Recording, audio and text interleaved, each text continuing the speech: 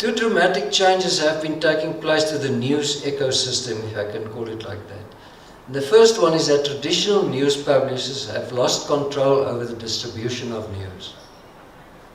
Now the news is filtered through algorithms and platforms which are opaque and unpredictable. You would have seen the whole problem around fake news and that came out during the presidential election, and how Facebook and Twitter and all these social media websites are suddenly confronted with the fact that why are we publishing fake news and how can we prevent that? The next one is that the inevitable outcome of this is the increase in power of social media companies. And the largest of these are companies like Google, Apple, Facebook, Amazon, Twitter, Snapchat, and emerging messaging app companies have become extremely powerful in terms of the way they present news. They're controlling who publishes what to whom and how that publication is monetized. So it's all about money. Getting advertisements next to a website or whatever. This is being pointed out by mass communication researchers. Marshall McLuhan, you would know, was a Canadian communication scientist of the 1950s. He was prophetic in the fact that he formulated the concept of the global village, which we have today with social media even more. He described the media as an extension of our senses.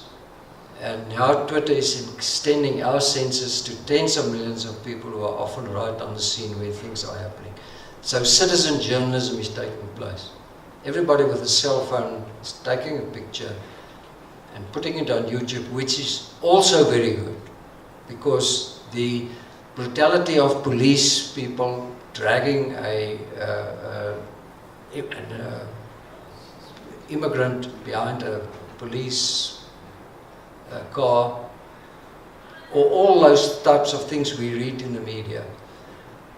So citizen journalism can be good. I'm not against it totally.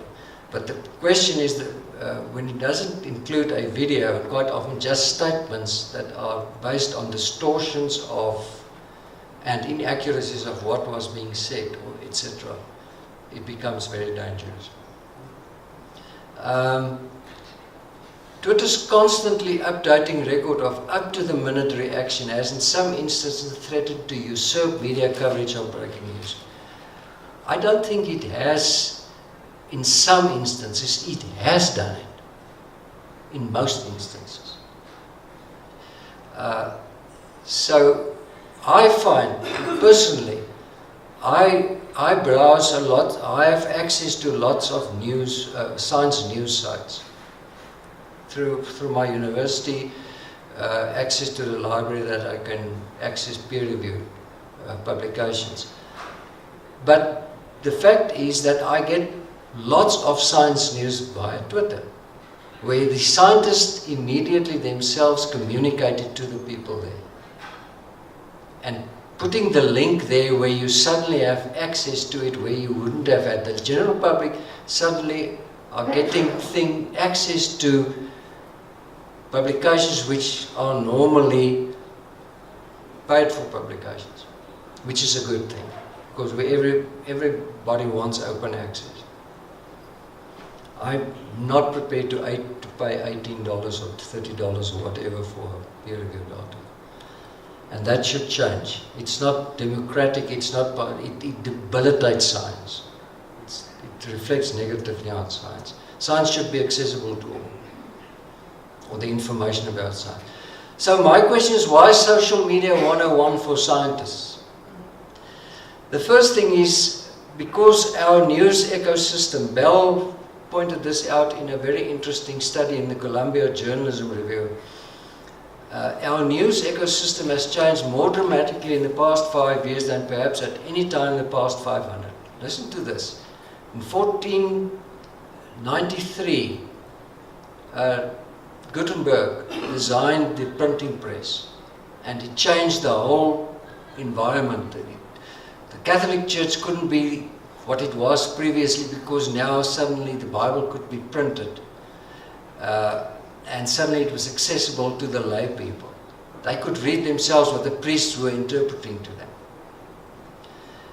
Social media hasn't just swallowed journalism, it has swallowed everything, and we know that.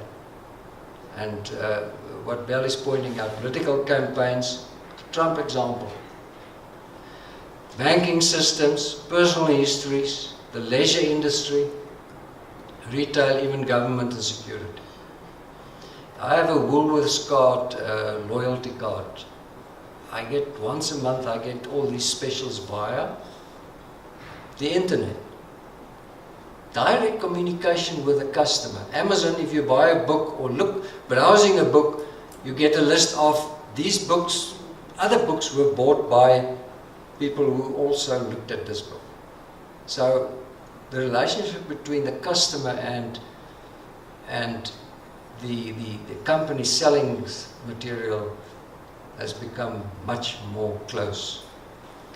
So the phone in our pockets is our portal to the world. I think in many ways that this heralds enormously exciting opportunities for education. But information connection, but it brings with it a host of contingent existential risks. It is one of the biggest problems in journalism that social platforms bring in. One of the most important things in journalism is the fact that you have to verify allegations by somebody by testing it with other sources. In media ethics, we talk about the audi alteram partem rule. Let the other side be heard. You can't make allegations without the other side getting the chance to respond to it. It's basic libel law and laws of the South African Press Ombudsman of the Broadcasting Complaints Commission. So it becomes very dangerous when people tweet or put things on their Facebook which are based on allegations and rumor mongering.